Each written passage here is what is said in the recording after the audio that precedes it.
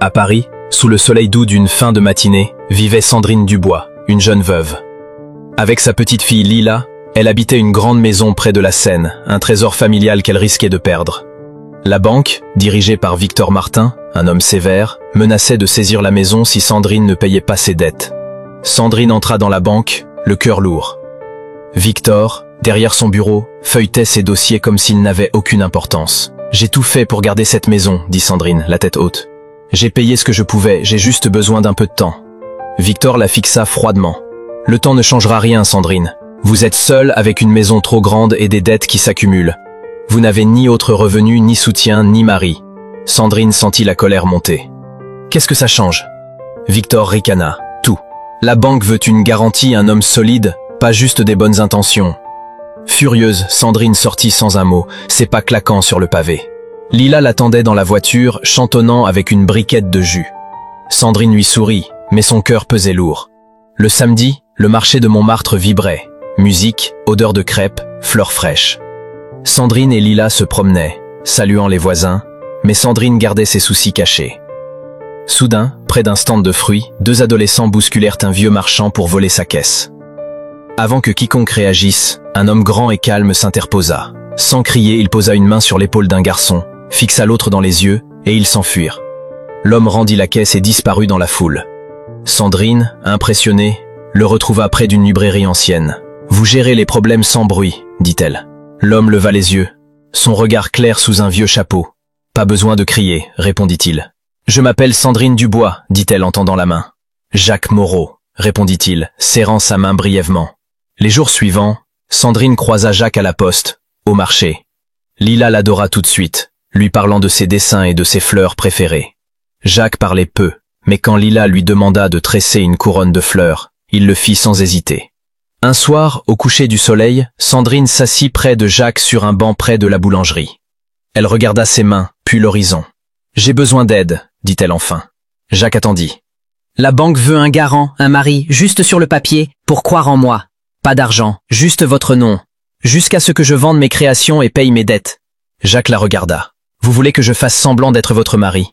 Sandrine hocha la tête. « Je veux que Victor croie que cette maison a quelqu'un de fort derrière elle, en plus de moi. » Après un long silence, Jacques se leva, ajusta son chapeau. « Je ne suis pas doué pour faire semblant, mais je sais aider quand il le faut. » C'est ainsi que tout commença.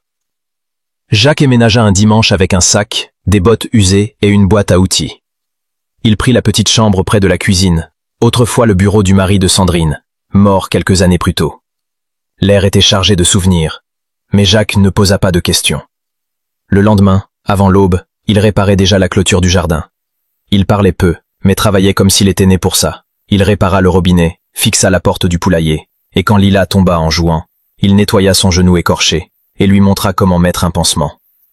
Ce soir-là, à table, Sandrine trouva étrange de voir un homme là, mais Jacques passa les pommes de terre et veilla à ce que Lila ait assez de pain.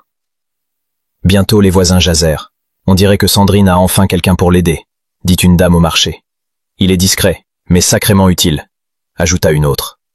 Sandrine ne savait que répondre, mais une douceur s'installait dans son cœur. Elle aimait entendre les pas de Jacques sur le perron, voir Lila rire quand il portait des sacs de farine. Un jeudi soir, Lila pleura à cause d'une chaussure déchirée, sa préférée, avec des fleurs violettes. Sandrine la consola, promettant une nouvelle paire. Plus tard, en passant par la cuisine, elle vit la porte entr'ouverte. Curieuse, elle suivit une lumière jusqu'à la remise. Jacques était là, assis sur une botte de paille, réparant la chaussure avec du cuir. Il travaillait avec soin, sans savoir que Sandrine l'observait. Elle rentra sans bruit, laissa une tasse de chocolat chaud près de sa porte et sourit. Le lendemain, Lila trouva sa chaussure réparée sur le rebord de la fenêtre et courut remercier Étienne, qui dit « Ça devrait tenir encore un peu ». Un jour, au marché aux puces de Saint-Ouen, Sandrine vendait ses bijoux faits main. C'était sa dernière chance pour réunir de l'argent. Jacques était là, observant la foule, calme comme toujours. « Tu n'es pas obligé de rester », dit Sandrine. « C'est juste des discussions et des ventes. » Jacques répondit. « Et Victor est là. » En effet, Victor apparut, élégant et moqueur. « Tiens Sandrine, avec du renfort, dit-il en regardant Étienne. « On s'en sort, répondit Sandrine. Victor ricana. Vraiment? Dites-moi, monsieur. Jacques Moreau, dit Étienne, sans ciller. Vous n'êtes pas d'ici, n'est-ce pas? Victor plissa les yeux. On dirait un fantôme que Sandrine a inventé pour éloigner la banque. Jacques le fixa. Les fantômes ne réparent pas les clôtures, ne nourrissent pas les poules, ni ne bordent les enfants. Victor perdit son sourire. Quand Sandrine présenta ses bijoux, les offres étaient basses. Jacques murmura. Tiens bon. Elle suivit son conseil et obtint un bon prix d'un acheteur inattendu. La nouvelle se répandit. Sandrine avait réussi. Et Jacques n'était pas juste un bricoleur, il savait négocier. Mais Victor insista. Qui est cet homme que Sandrine a fait entrer chez elle? La salle murmura. Jacques se leva, calme. Je n'ai pas de papier, pas d'histoire écrite. Mais je suis là, chaque matin, dans son jardin, avec sa fille, à réparer ce qui est cassé, à porter l'eau, à tenir bon quand on veut lui faire croire qu'elle ne peut pas y arriver seule. La salle se tut. Sandrine comprit que Jacques n'était pas juste là pour elle, il était avec elle. Un matin frais, Sandrine observa Jacques réparer une gouttière. Elle remarqua qu'il connaissait des choses étranges pour un ouvrier. Il régla un problème de facture en un appel, parlait français couramment, aidait Lila à mieux lire. « D'où viens-tu, Jacques » demanda-t-elle. Il hésita. « Ça compte ?»« Oui, maintenant » dit-elle doucement. Jacques soupira. « J'ai vécu dans un monde faux, plein de contrats et d'apparences. J'avais un nom important, mais je détestais ça. J'ai tout quitté pour trouver quelque chose de vrai. La terre, le travail, le rire de Lila. » Sandrine sentit une chaleur dans son cœur. Jacques n'était pas un menteur. Il cherchait une vie réelle. Une nuit, Sandrine trouva une boîte ouverte dans la chambre d'Étienne. Dedans, un mouchoir brodé. Moreau et Fils, une grande entreprise de commerce. Jacques était quelqu'un d'important, mais il l'avait caché. Quand il rentra, il vit les papiers dans les mains de Sandrine. « C'est vrai, admit-il. J'étais le fils d'une famille riche, promise à une vie que je ne voulais pas. J'ai tout laissé pour être libre. » Sandrine le regarda. « Tu aurais pu me le dire. »« Je voulais être utile pour ce que je fais, pas pour mon nom, » répondit-il.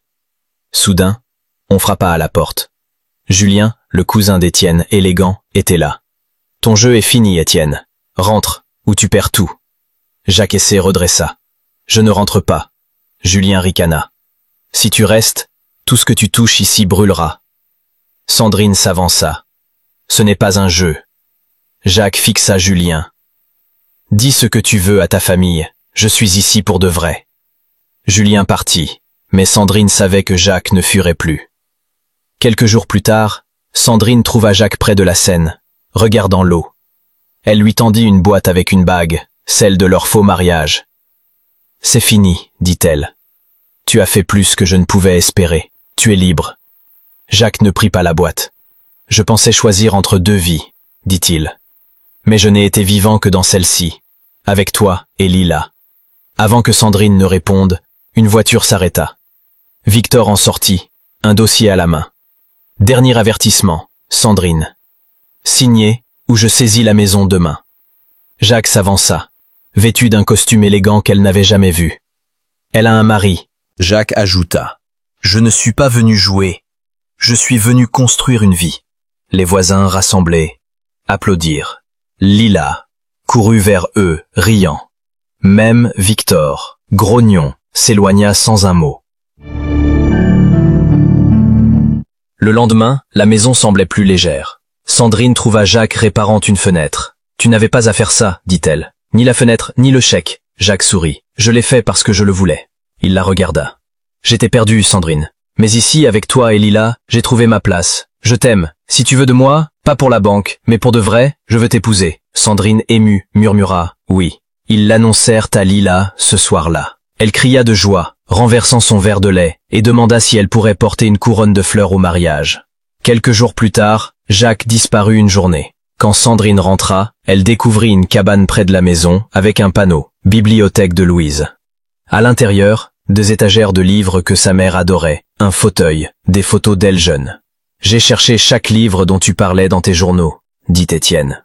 Sandrine, en larmes, murmura. « Maman rêvait d'un endroit comme ça pour les enfants. » Jacques hocha la tête. « C'est ouvert à tous maintenant. Un matin ensoleillé, près de la Seine, des chaises en bois étaient alignées pour un mariage simple. Des fleurs sauvages décoraient les lieux, un arc de bois flottait au bout de l'allée. Les voisins apportèrent des tartes, des chansons, des histoires. Sandrine portait la robe de sa mère. Lila jetait des pétales en riant. Étienne, sous son vieux chapeau, attendait. Un pins en forme d'oiseau au col en mémoire de la mère de Sandrine. Quand Sandrine arriva, Jacques murmura « Tu es ma maison ». Elle sourit « Tu l'as toujours été ». Leur vœu était simple, Jacques dit « Je croyais que la richesse, c'était l'argent, mais c'est Lila qui me saute au cou. Ton rire quand tu penses que je ne t'entends pas, ta force pour garder cette maison. » Sandrine répondit « Maintenant, je ne me bats plus seule. » Quand ils s'embrassèrent, tout le monde applaudit. Lila perdit sa couronne de fleurs en riant, et Jacques la souleva pour un gros câlin à trois. La fête dura jusqu'au soir. Les enfants couraient, les voisins dansaient, et Lila agitait un drapeau brodé des initiales C et E. Jacques regarda Sandrine. « Je pensais être riche à cause de l'argent, dit-il. Mais c'est toi, Lila, cette maison. » Sandrine posa sa tête sur son épaule. « Je ne t'ai pas juste choisi, murmura-t-elle. Je te choisis encore et encore. » Derrière eux, la bibliothèque brillait, le jardin fleurissait, la maison était à eux. Devant eux, Paris s'étendait, pleine de promesses, d'amour, d'un avenir vrai. Merci d'avoir suivi cette belle aventure à Paris. Si l'histoire de Sandrine, Jacques et Lila t'a touché, partage-la avec tes amis et abonne-toi pour découvrir d'autres récits pleins de cœur et de courage.